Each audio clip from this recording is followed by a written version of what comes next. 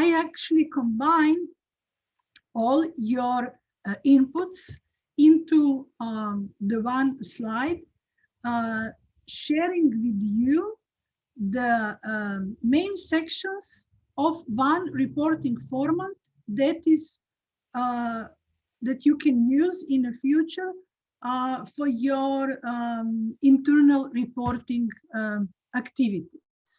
So what definitely we need to ensure is that we have some good quality structure, of course, starting from the title of the activity, when it was implemented, and who actually worked on that, and who is the author of that report. It's always good to actually have in the report some brief introduction or background of the assignment. Why all such obvious details are important? They are important because of the ensuring the institutional memory. So maybe you will remember everything that particular expert was doing, and you can even write report without his or her input. But if you leave, then we have a problem.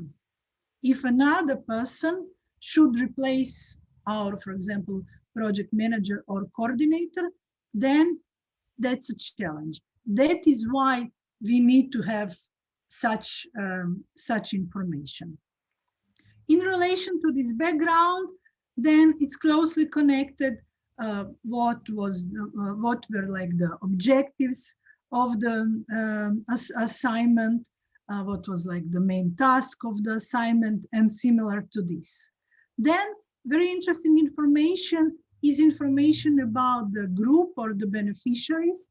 If, of course, expert was working with a group of people, if was just sitting and preparing some document, then of course this is not needed. So sometimes some sections will stay empty, or we will simply delete them. Then further on, we talk about what was actually happening, what was the content of the assignment or program that was implemented. For example, in case of this training, I will describe our agenda. I will describe what we were, for example, discussing, some main points from the small groups, which kind of the material was distributed to you, and so on. Then in this report as well, we are talking about the results of the assignment of that particular expert. Actually, expert is describing what she or he thinks that was achieved. In reporting, is very much important that we are just not copy pasting things that are presented in our project proposal, or, for example, in my case, in my training offer. Now here we may say that we were expecting these results, but in addition to what was achieved, what was planned, it was achieved also something else. And that is this crucial difference that actually contributes to the quality of reporting.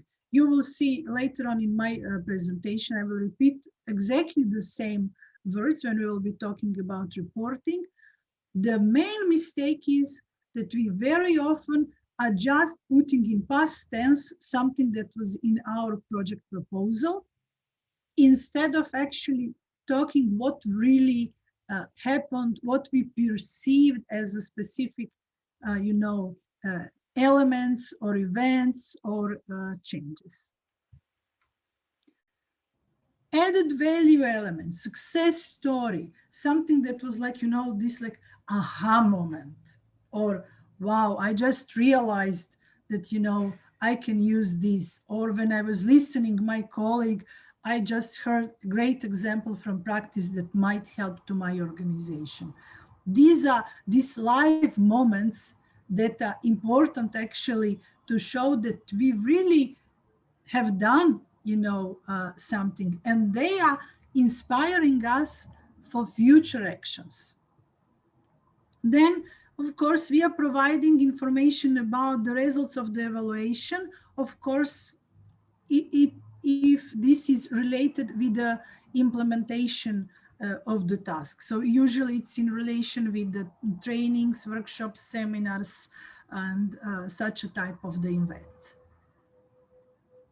Probably the most important part of the report from the expert is information about main findings, conclusions, and recommendations.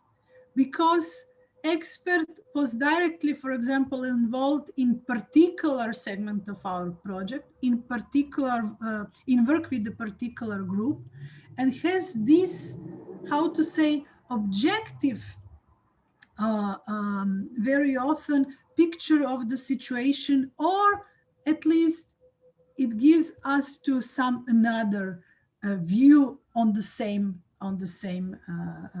point. This is again from the point of the monitoring very important, because it's a sort of a feedback how we are progressing, and it's very important input for our further actually reporting and actually planning future projects and so on. And then